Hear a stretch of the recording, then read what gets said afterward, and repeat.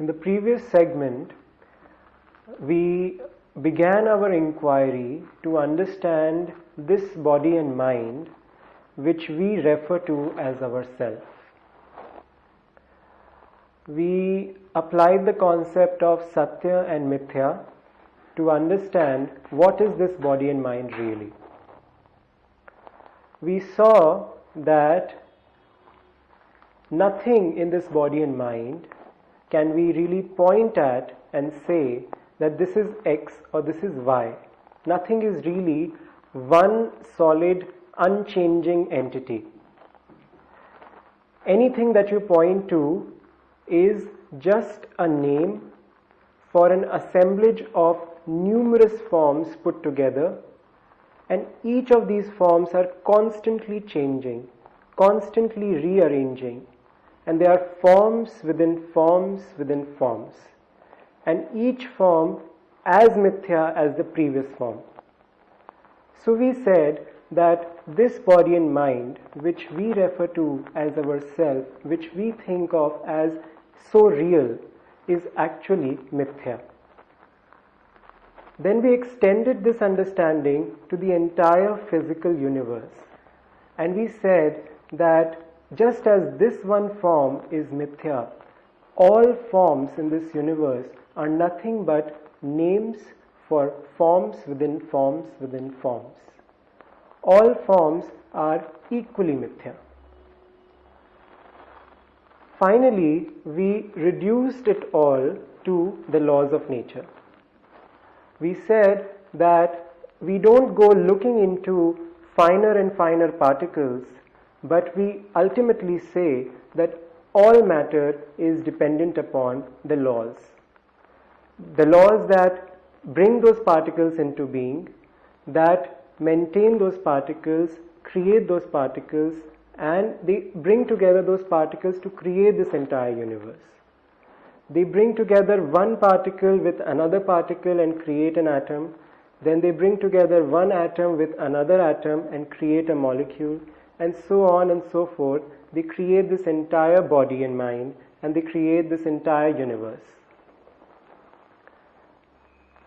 You look at anything in this world, it has a law to it. Nothing is without a law. Nothing works just like that. Everything has a law to it, and that is what it depends upon. So we said that this entire physical universe, as well as this body and mind, is nothing but those laws. At the end of the last segment, we said that even these laws are mithya. Even they are not truly the Satyam that we are looking for. To understand this, let's take our inquiry further and try to understand what are these laws really. If you look at these laws and try to understand them, you'll see that there is actually an order to the way they work. There is an order to it all. The way these laws bring together this entire universe and form every form, it is an orderly and intelligent working. The same is evident in this one form, where you see each and every organ put together in an orderly manner. It's an intelligent design, as they say. So, we can say that these laws are actually dependent upon an intelligence, an underlying intelligent principle, which is giving these laws this order. One can ask, why does a law do what it does? Why does a law function in a certain manner only? A law is nothing but what it does. So that function of the law is contributing to the order, and that function is therefore nothing but the intelligence which is governing those laws. So in Vedanta we conclude that all these laws are nothing but intelligence. There is an underlying intelligence to it all, on which everything depends. Everything in this universe, all forms, are dependent upon these laws, and these laws are dependent upon intelligence.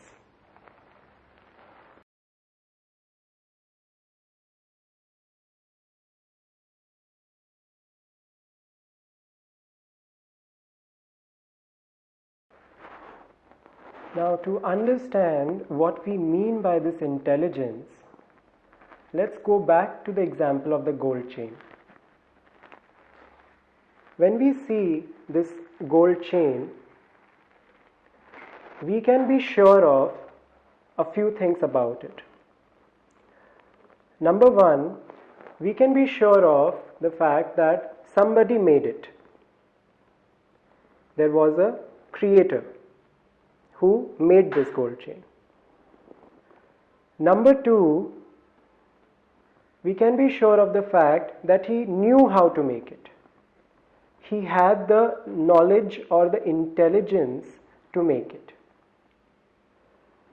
He not only had the knowledge but also the capacity or the skill or the power to make it. And number three, he had the material to make it. He had the gold with which he made this chain. So these are the three things that are necessary for any creation. Any orderly, intelligent creation presumes the presence of these three: the creator, the intelligence, which includes the knowledge as well as the power, and the material. Now, what we are saying is that this entire physical universe is dependent upon the laws, which is nothing but intelligence. So we figured out one of these three things. There is intelligence. Now, what about the creator and the material? In whose mind does this intelligence lie? That is the question. Now, Vedanta says that in the context of it all, in the context of this entire universe, these three were one and the same. The creator, the intelligence, and the material were one and the same in the form of all intelligence, and it calls it Ishvara. Ishvara is a Sanskrit word which means that which governs. So in the context of this entire universe, that intelligent principle which governs it all, which governs each and every law, is called Ishvara. And it is in the form of all intelligence. It is not a person. So let's understand this. It cannot be a person. It is simply in the form of all intelligence. If we say that there is a person called Ishvara and he made this entire world, so we are thinking of someone with a form, with a body and mind. So the question will be, who created that body and mind? Then where does that body and mind sit and make this entire universe? Does he sit in a place called heaven where he creates this entire universe? Then who created that heaven? So in the context of everything, there cannot be a creator like we know creators. It has to be in the form of all intelligence. Secondly, the material. Where did this intelligence get the material to make it all? If we think of materials as we know materials, so as we know gold is a material which is separate from any other material like wood. So we have many different materials with which we make different things. But in the context of it all materials, there cannot be a material like we know materials. It has to be in the form of all intelligence. That intelligence itself was the material with which this entire universe was created.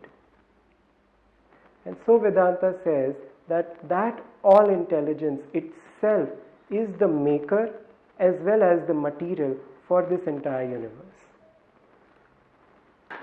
So what we are saying is that this body and mind, this entire universe, is nothing but Ishvara, is nothing but that all intelligence, all knowledge, all power, Ishvara.